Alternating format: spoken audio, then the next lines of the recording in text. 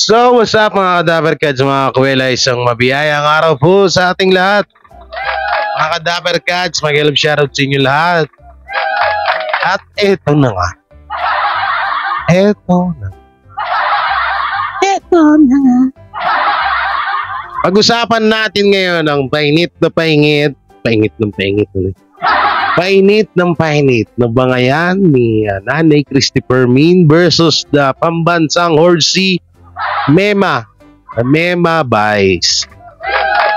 At idagdag na rin natin yung issue mapatungkol kay Coco Martin at kay Nanay Christopher Min na ating itutuwid ang mga isyung hindi naman dapat mali. Itutuwid natin ang mga issue ng mga dagdag bawas. So syempre bago natin simulan niya, huwag niyo pong kalimutan na mag-like, share, comment, and subscribe sa ating YouTube channel at pipindot na lang din po yung bell button para lagi tayo updated sa ating mga video araw-araw. Para na ako si Smuggles nun. So eto nga, nagkakainitan nga ang dalawa. Si Nanay Christopher Min. No, na ako po, disclaimer tayo. Ang pakialam ko lang dito kay Nanay Christopher Min. Alam niyo bakit ako nagkaroon ng pakialam kay Nanay Christopher Min? Dahil isa rin po siya sa kauna-unahang nagtanggol sa Tito Vic and Joey. Ngayon, pagdating naman kay Mema Vice, wala po akong pakialam doon. Wala. Nakakapu. Sarap kantahin nung Nasarap kantahin nung kanta ni Juan Carlo. Tapos tatapat ka kay Vice Ganda, no? Pag nagjo-joke si Vice Ganda, sabay kantahin mo yun. Nakakaput. Wala tuloy eh. So yun nga, painit nga po itong bangayan ni Nanay Christopher Min at itong si Vice Ganda na nagpipiling babae na. Porket nagka-jowa lang ng puro abs na isa ring bayot, kala mo siya ay may kipay na. At pumapatol na sa may mga kipay. Ay, nako talaga, Vice Ganda. Alalahanin mo, Vice Ganda, mas mahaba yang sayo. Sorry yung mga na-open dyan kung ayaw yung mga ganito mga salitaan, pwede po kayong lumabas sa aking premiere. Wala naman pong pilitan dito. Yung mga ayaw dyan sa akin, lalo dito sa vlog ko, pwede naman po kayong lumayas-layas. Wala naman hong problema. Wala pong pilitan dito, ha? Kung saan ang manok nyo, kung saan ang gusto nyo, dun po kayo. Hindi po kami namimilit. At lalong hindi namin ginugusto yung mga taong ayaw din sa amin. Lalo po ako, kung ayaw nyo sa akin, ayaw ko din sa inyo. Tapos. Yung mga nababalitaan kasi ako dyan na kesyo mayabang na daw. Dati pa naman ako ganito, paano sasabihin nyo mayabang? Mayabang na daw, no? Mayabang, kung ano daw pinagsasabi. Porket daw nakakuha na ng mga sponsor, ano daw? Porket daw nakakuha na sa mga ng sponsor, sa mga GC. Tangina, wala nga ako GC eh. Nilayasan ko nga lahat ng GC para walang issue ganyan. Tapos ako pa yung ginagawa ng issue ngayon. Anak ng tipaklong 13 pao. Pag wala kayong magawa sa buhay nyo, manahimik na lang kayo, ha? Gigigil nyo ako eh. Pag wala kayong magawa sa buhay nyo, kayo. Yung kesa yung pag-usapan nyo yung buhay ko, ha? Kung kasi nyo, i-share nyo na lang yung video ko. Mas matutuwa pa ako sa inyo.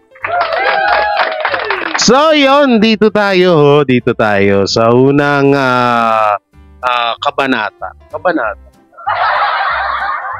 Dito tayo sa unang kabanata, no? Ito muna panoorin natin yung Ito kasi may nakita rin na basahin din natin yung mga comment dito ng mga tao, ha? Maglalakas loob na po kami na magbigay ng detalye. Yan po yung nakalagay dito sa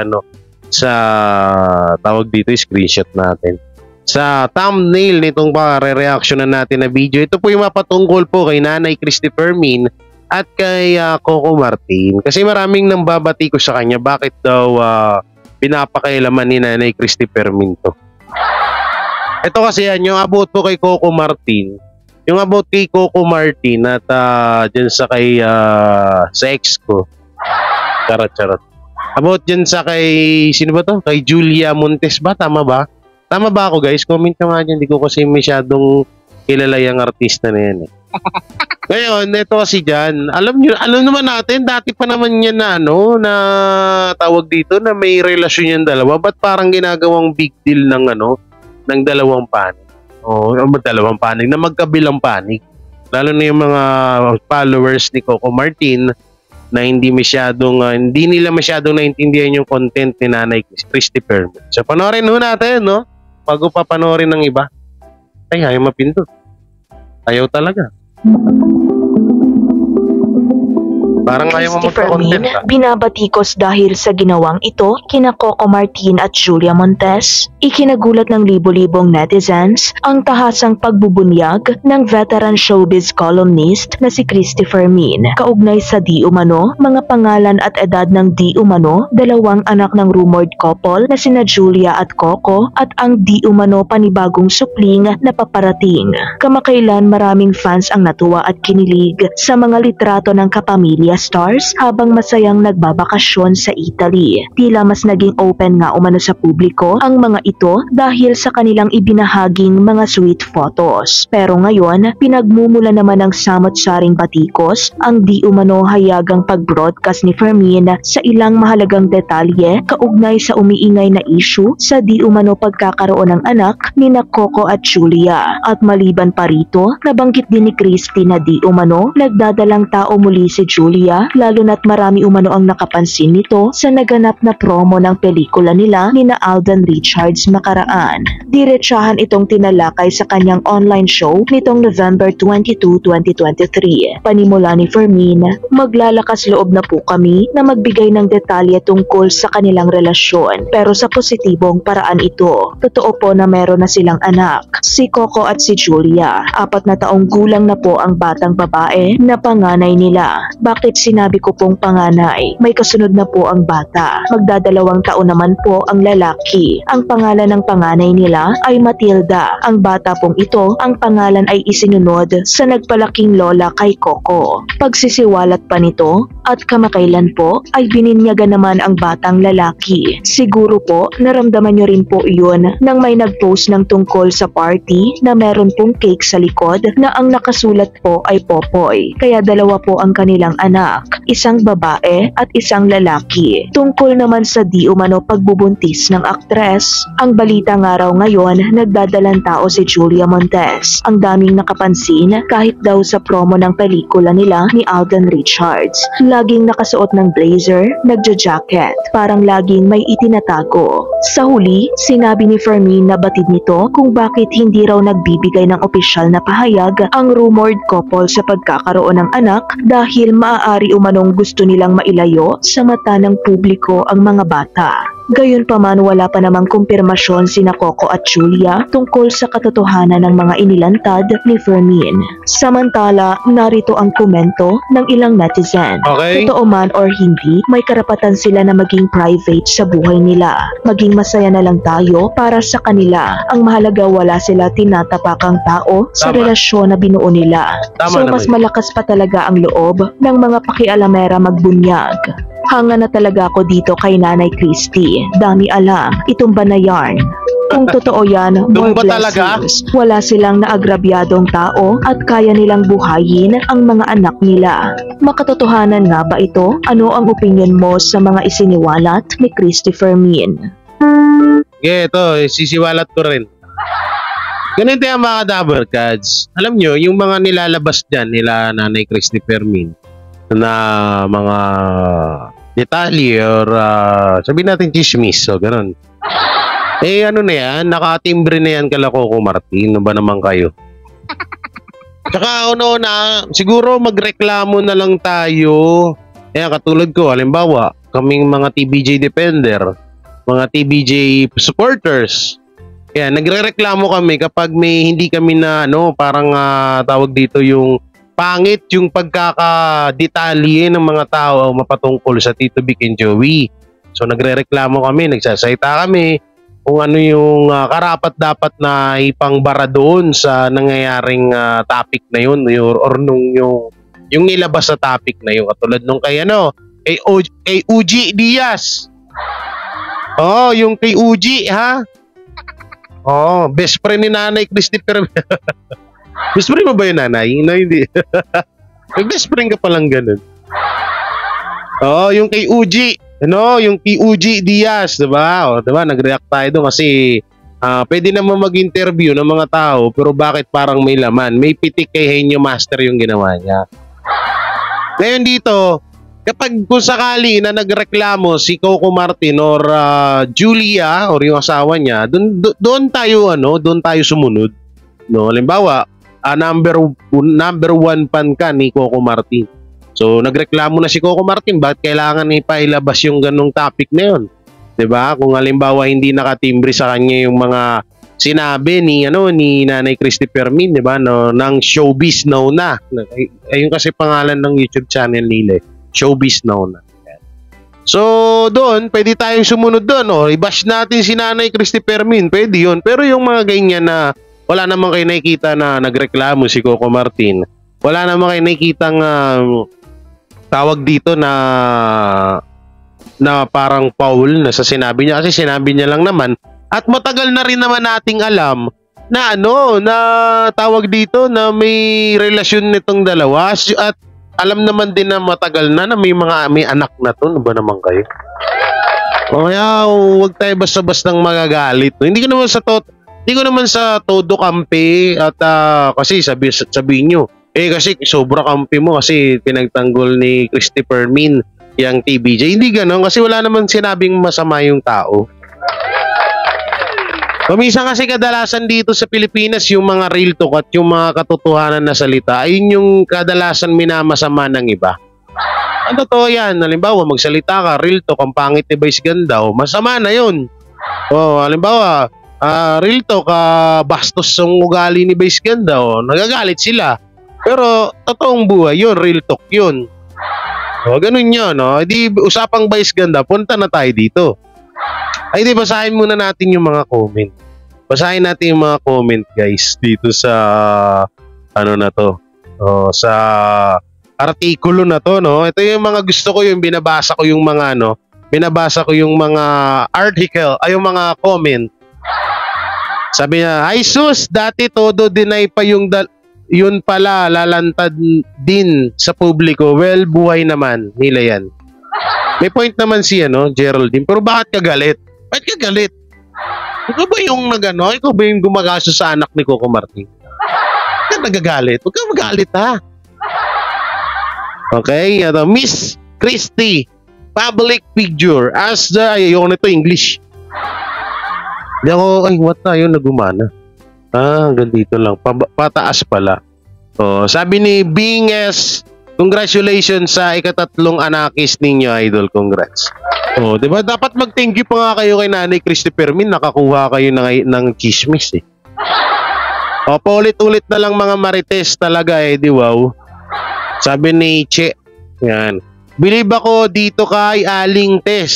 So, sabi ni Pobre, ay wala to, dami account to, malamang.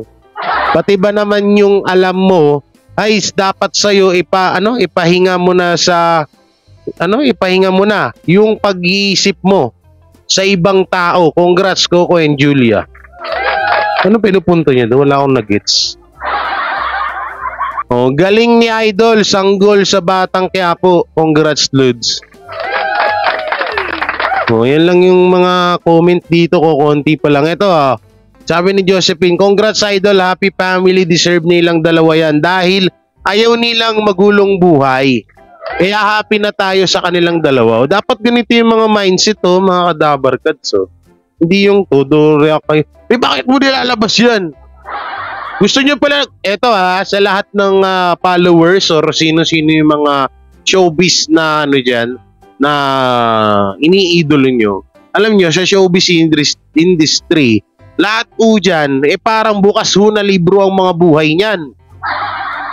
Ayaw mo palang mapag-usapan ang buhay mo, gusto mo maging private ang buhay mo, huwag kang mag-artista. Tapos ang usapan, yun. Yan nangyayari kasi, artista kayo, tapos ngayon, kapag napag-usapan buhay nyo, nagagalit kayo. Eh, di wow. Kaya katulad nyo sa mga fans dyan, ang ibang mga artista, no? Kung halimbawa man na hindi naman kasiraan yun, yung tinatopic ng isang colonist or ano pa, eh wag mo kayo basta-basta magalit. Kung okay naman yung sinasabi, pero kung kapag kasiraan na, doon na kayo umatake. Ayun yung tinatawag na hindi na tama yung ginagawang pag-reaction or pagbigay ng opinion ng ibang mga vlogger or ibang mga tao patungkol dun sa iniidolo nyong artista. Hindi yung kada may sasabihin pag ano, pero bakit si OG Diaz hindi nyo binabash? Eh mas grabe nga yun eh. Oo, iburin mo ano yun pa, ayun yung creator ng issue dito sa Pilipinas. Kung may Terminator, si OG Diaz ang creator ng issue. Terminator. Bagay naman, oh. Mukha namang bakal si OG Diaz. Mukha namang bakal sa kakachismis eh. No? Oh, yun, mapunta tayo dito. Ito yung bila exciting part eh. Oh, meron ako dito nakita. Ewan ko kung nandito to Ito kasi, ito muna tayo, dito muna tayo. Sa, ano saan yan? Wala, bakit may tumutunog? Dito tayo, no? This is Vice Ganda response to Christopher Min. So, screen recorder natin. Yan, makikita nyo dyan.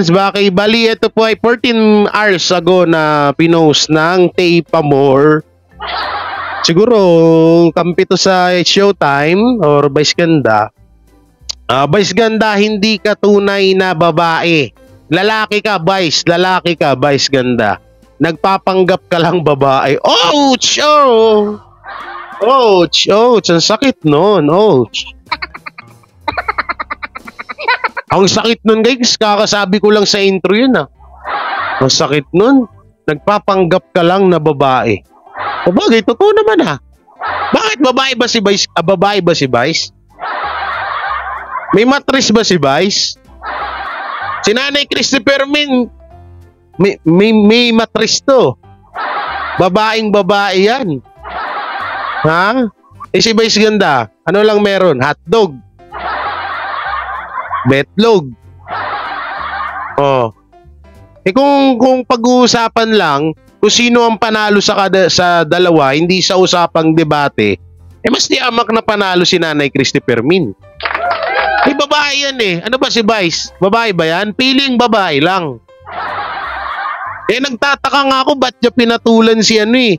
Bakit niya pinatulan si Nanay Bakit niya pinatamaan si Nanay Christopher Min? Eh, sa pagkalalaki niyang tao, pumapatol ka sa babae. Sa laki mong taong yan, 6-footer ka, pumapatol ka sa babae. Hindi porket bakla ka, hindi Bakit? Porket bakla ka, papatol ka na sa babae? Katwiran ba yon? Katangahan yun, loko. Okay, basahin natin mga comment. Ito, syempre, ano yan, mga Showtime followers to. So wala tayong makikita ano rito, wala tayong makikita kampi kay Nanay Christopher Min, no? So eto, sabi niya, buwak, pani, very, very. Okay. Alam niyo si Vice, dinadaan niya sa joke yung mga patama niya, pero nasasaktan siya. Nung nakaraan nga lang, umiyak sila, di ba? Nung nakaraan, umiyak sila, di ba? Rinig na panood natin yun, no? Hindi niyo ba alam? Yes. Ay, hanap tayo ng sad song. Ito. Hanap tayo ng sad song, ha? No. Wait lang, guys, ha?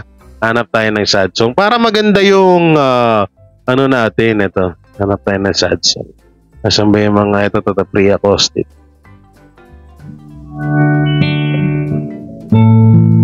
Alam nyo ba? Sa araw-araw na ginawa dito sa mundo, si Ayon, alam ko si Ayon Perez, nasasaktan yan, nasasaktan kami sa mga pambabati ko sa amin. Kaya bilib ako dyan kay Ayon, kaya mahal na mahal ko yan. Mahal ko yan.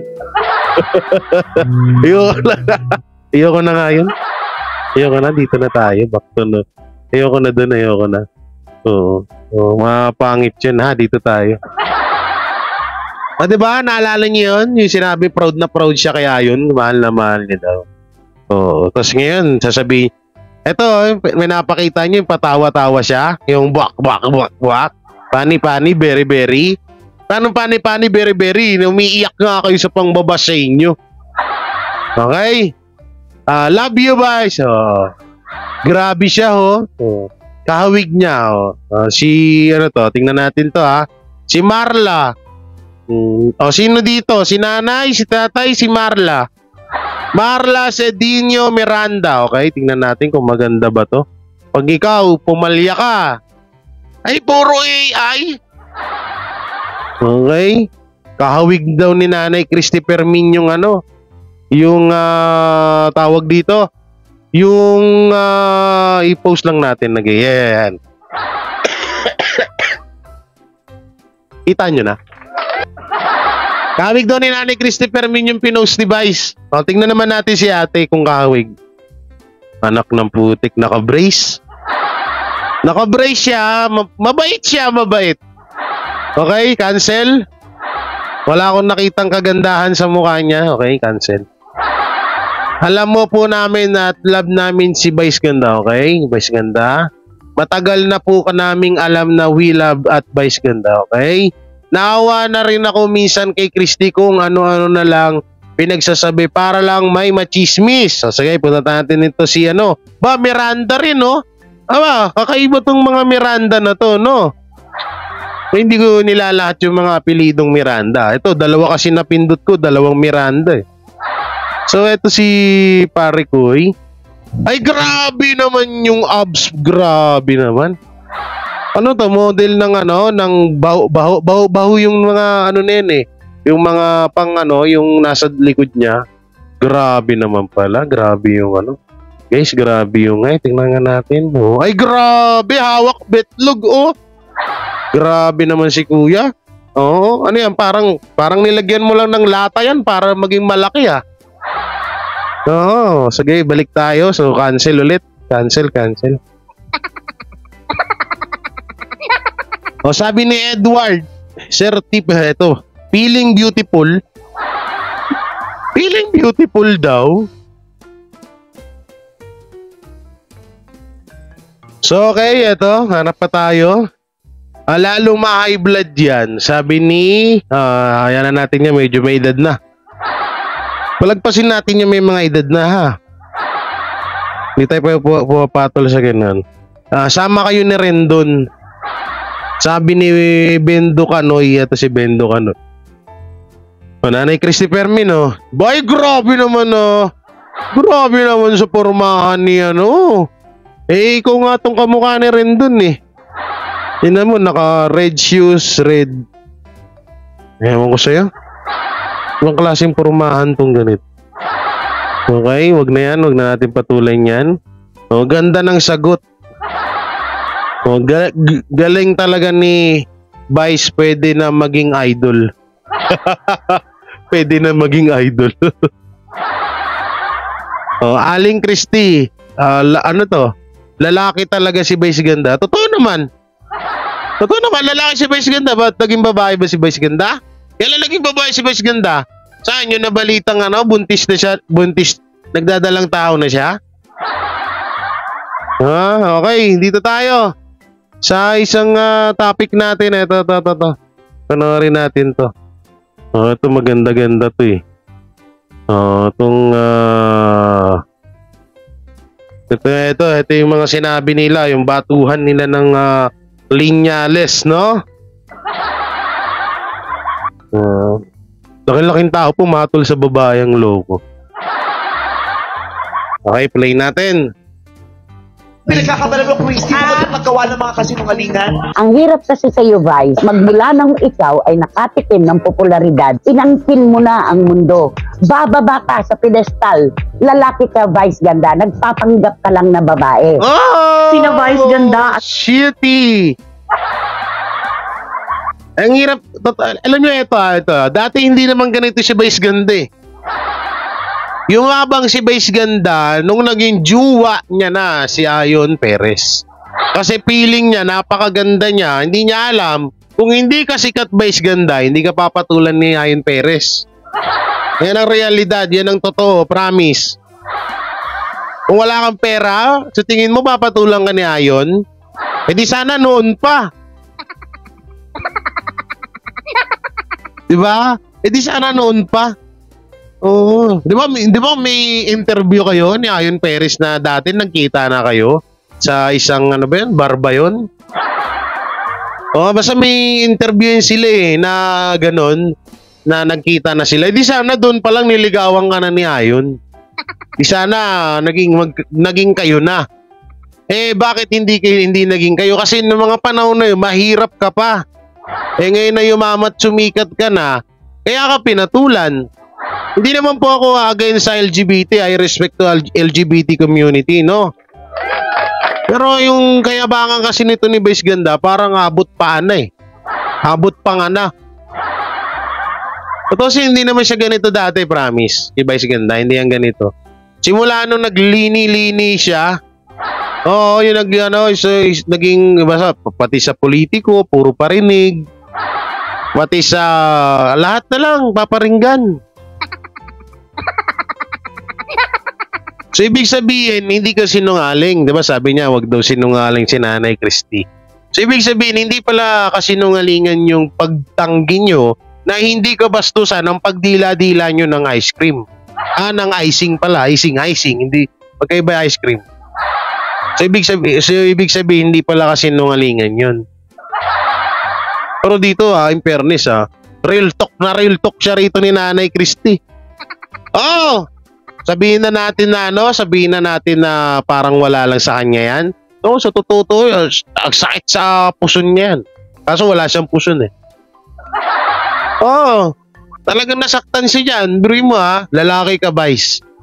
Hindi ka, nagpipiling babae ka lang. Tapos ano pa, yung porket na kuha mo na ang rurok ng tagumpay, ganun ba yun? Kaya akala mo na kung sino ka na umasta, akala mo sa'yo na yung mundo. Totoo naman yun Akala ni Vice Ganda, sa kanya na umiikot yung mundo rito sa buong Pilipinas. Balita ko nga to, tatakbo tong presidente. Anak ng tinapa naman. Di lahat na ng tao dito sa Pilipinas, kada umaga, ang proyekto mo una, kapag didilaan mo yung icing, kailangan. Ganun. Okay, tuloy natin. High blood ako. Christopher Min ay nagsagutan at nagparinigan sa isa't isa. Paano ito nagsimula? Alamin natin ang buong kwento. Trending ngayon sa social media sina Vice Ganda at Christopher Min dahil sa sagutan at parinigan nila sa kani-kanilang mga shows. Sa It's Showtime, nagkaroon sina Vice Ganda ng contestant na ang pangalan ay Christy. Kaya agad-agad naman tinanong ni Vice ang contestant at tinanong kung, "Kamusta ka, Christy? Anong pinagkakaabalahan mo bukod sa paggawa ng kasinungalingan?" Malinaw na pinatatamaan ni Vice Ganda si Christopher Min doon sa segment na yon. Matatandaan kasi na naglahad si Christopher Min ng mga impormasyon tungkol kay Vice Ganda. Doon sa kanyang YouTube channel na Showbiz Now Na, sinabi kasi ni Christopher Min na amoy imbornal ang hininga ni Vice Ganda, parang bulok na daga. Paalala pa ni Fermin na huwag maminta si Vice Ganda ng kanyang kapwa kung babalik din ito sa kanya. Medyo hindi sumang-ayon ng mga netizens sa mga sinabi ni Fermin patungkol kay Vice dahil kilala si Vice na maalaga sa kanyang dental health. Gumagastos pa nga ng 500,000 pesos si Vice para sa isang dental procedure last year. Kaya nagkaroon ng pagkakataon si Vice Ganda na paringgan si Christopher Min sa It's Showtime. Naging trending ito sa social media at nakarating ito kay Christy. Di kalaunan ay sumagot na kaagad si Christopher Min. Sa kanyang radio show na Christopher Minute, dito ibinuhos ni Christopher Min ang kanyang saloobin tungkol kay Vice Ganda. Ito ang mga nasabi ni Christopher Min. "Ako, diretsa kong nasasabi sa kanya na mayabang siya, na wala ka man lang makitang pagpapakumbaba sa kanya. Diretso ko nasasabi yon. Bakit hindi niya ako diretsuhin? Hindi yung magtatago pa siya sa saya ng ibang tao. Gagamit pa siya ng ibang tao para lang makaganti. Kung lalaban ka, dapat parehas. Yun. Kung ikay magagalit, dapat ay ituro mo yung tao kung sino man yung gusto mong Oo patungkulan. nga. Tama Hindi yung kung ano-ano yung pinagsasabi mo. Oo. Hindi natutuwa ang tao sa ganoon. Sinabi din ni Christopher Min na feeling ni Vice na kanya na ang buong mundo dahil sa kanyang popularidad. Ang hirap kasi sa'yo, Vice, magmula nang ikaw ay makatikim ng popularidad, inangkin mo na ang mundo. Isang araw, darating sa'yo ang pagbaba mo. Naku. Bababa ka sa pedestal. Hindi po pwedeng nandyan ka habang panahon. May mga darating na mas magagaling sa'yo at matatabunan ka. Kami natutuwa na mayroong mga pinagpapala na katulad mo. Pero kapag ang hangin ng kayabangan at pagiging palalo ay pumapasok na sa ulo, kinakalos natin yan. Ang panghuling banat ni Christopher Min kay Vice Ganda ay si Vice Ganda daw ay isang lalaki na nagpapanggap lang na babae. Bago niya sinabi yon ay nilinaw niya na suportado niya ang LGBTQ community. Sa ngayon ay wala pang response si Vice Ganda sa diretsang statements ni Christopher Min sa kanya. Meron yan. Ang mga netizens ay abang-abang na ngayon sa magiging sagot ni Vice. Stay tuned mga Meron yan. Si Vice Ganda pa ba? Sasagot yan. Nanay Christopher Min. Sasagot yan, promise. Ano kaya sasagot niya? Sana pa sagutin niya yung feeling babae siya, no? Saka yung hawak niya yung buong mundo. Ay, pero totoo yun, ha? Kung yung mga pinakasikat nga na artista dito noon sa Pilipinas, bumagsak din. Si Vice Ganda pa kaya? Diba?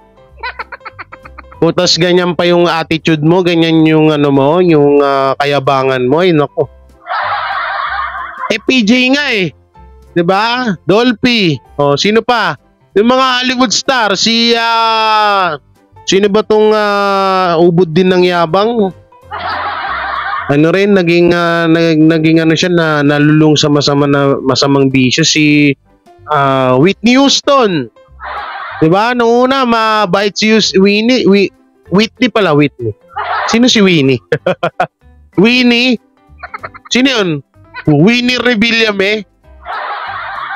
Sino mo? Tingnan mo si Whitney Houston, diba?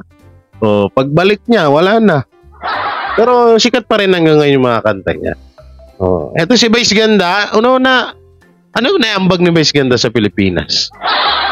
May naiuwi ba yan ng mga parangal galing bang bansa na dinala rito sa Pilipinas?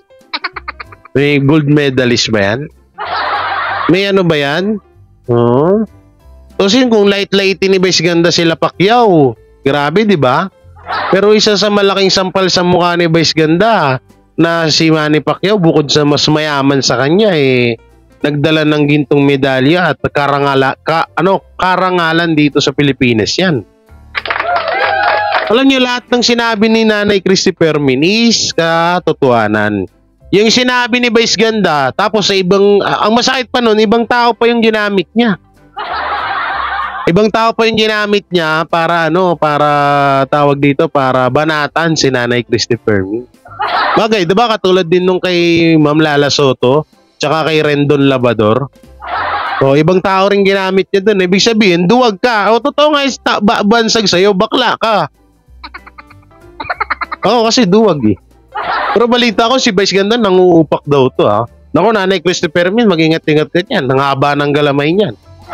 Parang Giannis Antetokounmpo. Giannis Antetokounmpo. Yan, parang ganun kahaba yung mga wingspan niyan. Oo.